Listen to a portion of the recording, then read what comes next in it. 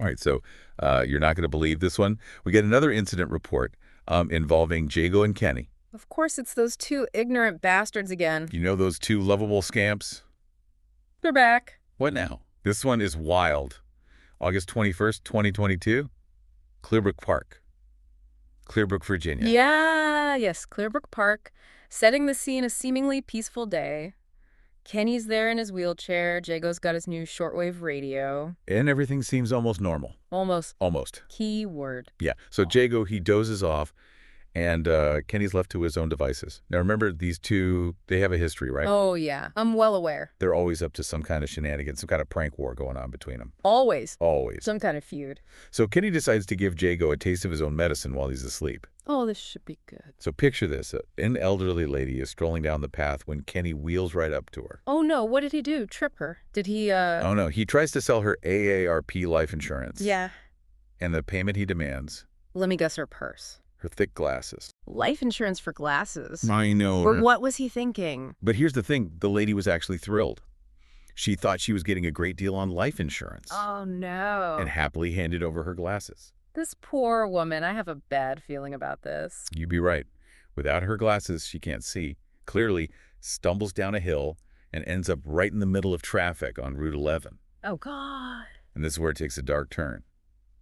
The report states that she was promptly run over by approximately 27 Hispanic midgets on electric scooters. Hold on. What? 27 Hispanic midgets on electric scooters? Yeah, that's what the report says. Where do they even find that many Hispanic midgets? And what are they doing on electric scooters? It's like a fever dream. It's a lot to process, I know, but that's the official account. All right. So what happens to Kenny? He still has the glasses, right? Well, he does. And remember, Jaygo's still snoozing away in the park, completely oblivious to the chaos that Kenny has unleashed. So Kenny, being Kenny, decides to use these stolen glasses to further torment Jaygo, I bet. You got it. He focuses the sunlight through those thick glasses onto Jaygo's backside, like he's trying to start a fire with a magnifying glass, only the target as well. Not very pleasant, I assume. Not very pleasant. About 30 seconds later, the report describes hearing a loud sizzle and a huge foam. Oh, my God. Jaygo wakes up completely engulfed in flames. What did he do? Well, he starts running around the park screaming in pain. He eventually makes his way to Route 11, but instead of seeking help, he heads straight for the Old Stone truck stop. The truck stop? Why the truck stop? We don't know why. The report doesn't give us any insight into his thought process. But what we do know is that as soon as he arrives, the whole place explodes. Hold on, he shows up and the truck stop explodes. Are they saying he caused it? The report doesn't explicitly state that, but the timing is definitely suspicious. And remember, he's still on fire at this point. So picture this. A flaming Jaygo stumbles into a truck stop. Moments later, the whole place erupts in a massive fireball. You've got at least 12 big rigs engulfed in flames, truckers running down the street on fire, pure chaos. It's a scene straight out of an action movie, only with a lot more real-life consequences. You'd think there's no way anyone could survive that, right? You'd think so, but this is Jaygo we're talking about. Exactly. 2 hours later, he's found 2 miles away, casually enjoying a chocolate milkshake. No way. A milkshake after all that? Yep. Singed clothes, crispy pecker, as the report so delicately puts it. Oh, my God. But otherwise, seemingly fine. This guy walks away from a truck stop explosion with just a few burns. Unbelievable. What did he say when they found him? The first thing out of his mouth, I don't need a fucking ambulance.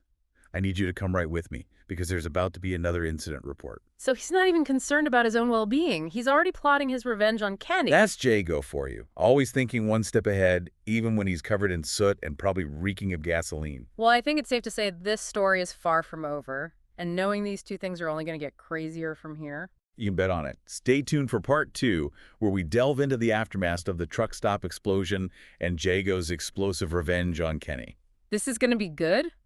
Or should I say bad? Either way, it's going to be wild. So we left off with Jaygo walking away from a truck stop explosion with singed clothes and a crispy pecker, and declares his intent to file another incident report. Well, remember, he had apparently consumed a fair bit of gasoline during that whole incident. Hold on, he drank gasoline? Apparently, so the report specifically states that he was fueled by gasoline. He apparently guzzled during the truck stop explosion. Okay. And that's where things get a little more bizarre. Okay.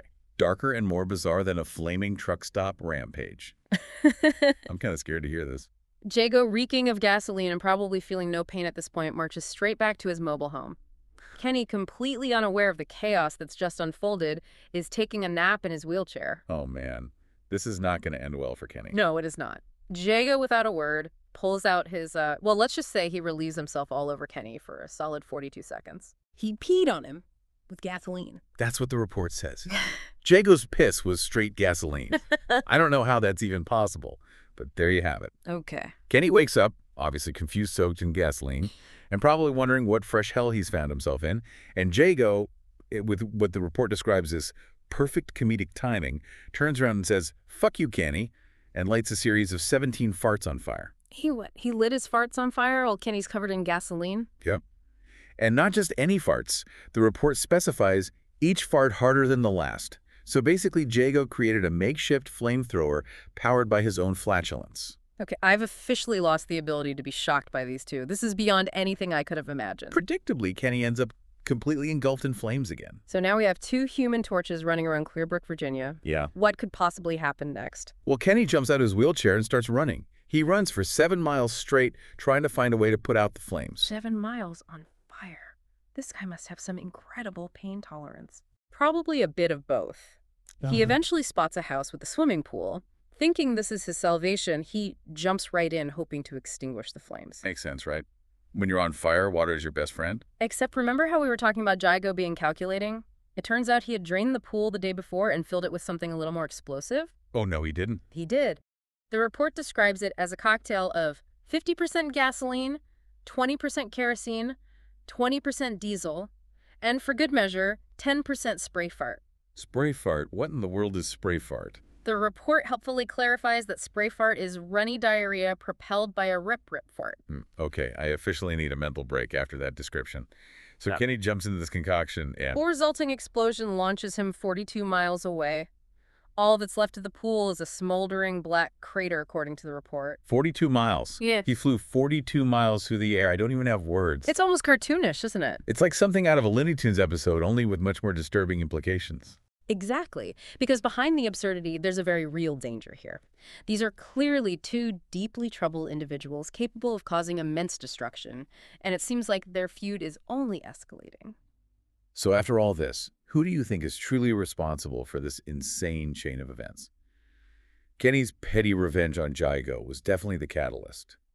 But Jaygo took things to a whole other level. It's like a twisted game of chicken where each round gets more and more dangerous. And the stakes just keep getting higher. Yeah. Who knows what they'll come up with next? What kind of twisted logic will they use to justify their next act of revenge? It's almost as if they're competing to see who can outdo the other in terms of sheer insanity. And the scariest part is this isn't the end of their story. The report clearly states that this is just one chapter in the ongoing saga of Jaygo and Kenny. Which begs the question, what will the next chapter hold? So Kenny's 42 miles away in a smoldering crater.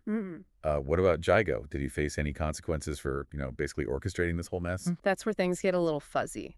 The report mentions that he was apprehended shortly after the pool explosion, but there's no mention of any specific charges or legal repercussions. Really? So he gets away scot-free after all that? That doesn't seem right. It does seem odd considering the scale of destruction and the potential danger to others, but the report just says that he was taken in for questioning and then silence. No follow-up, no mention of a trial or any legal action. It's like he vanished into thin air. Okay, now that's creepy. It's like a horror movie where the villain disappears at the end and the audience is left wondering if he'll strike again. Exactly. And that's the unsettling feeling we're left with after reading this report. We know Kenny is alive, albeit 42 miles from where he started.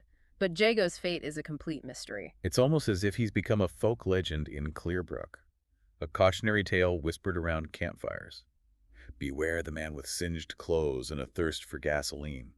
You never know when he might strike next. I wouldn't be surprised if they already have a nickname for him. The Clearbrook Comet, maybe, or Gasoline Jaygo. Well, that's good.